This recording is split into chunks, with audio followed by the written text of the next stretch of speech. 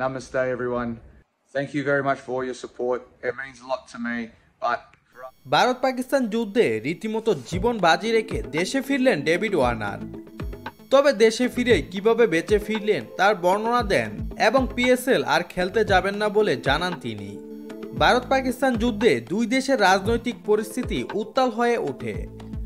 এরকম পরিস্থিতিতে গত 8ই মার্চ পিএসএল এ গুরুত্বপূর্ণ ম্যাচ বাতিল করে দেওয়া হয়। তবে যুদ্ধের পরিস্থিতির মধ্যেই নিরাপত্তার কারণে পাকিস্তান ছাড়েন এই টুর্নামেন্টের অংশগ্রহণকারী একাধিক বিদেশি তারকা। চলতি পিএসএল-এ বিদেশি ক্রিকেটারদের মধ্যে রয়েছেন ডেভিড ওয়ার্নার। তবে পাকিস্তান সুপার লিগে বাকি ম্যাচগুলো আর পাকিস্তানে অনুষ্ঠিত হবে না। বাকি ম্যাচগুলো আরব আমিরাতে অনুষ্ঠিত হবে বলে জানানো হয়। কিন্তু এখন পর্যন্ত এই ম্যাচগুলোর জন্য নতুন সময়সূচি প্রকাশ করা হয়নি। এদিকে বাংলাদেশ থেকে প্রথমবারের মতো রিশাদ হোসেন এবং নাহিদ রানা গিয়েছিলেন বিদেশি ফ্র্যাঞ্চাইজি লিগ পিএসএল খেলতে। সেই রোমাঞ্চের সঙ্গে পারফরমেন্সও ছিল বেশ ভালো।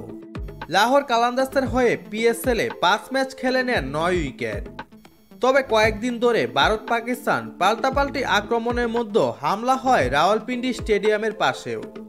এ ঘটনার পর পিবিসি কর্মকর্তাদের সঙ্গে বৈঠকে বসে পিএসএল খেলতে যাওয়া বিদেশি ক্রিকেটাররা এবং দেশে ফেরার ইচ্ছে জানান তারা। এরপরই পিএসএল স্থগিতের ঘোষণা আসে। পাকিস্তান থেকে বিশেষ বিমানে দুবাইয়ে আনা হয় বাংলাদেশের 2 ক্রিকেটারকে।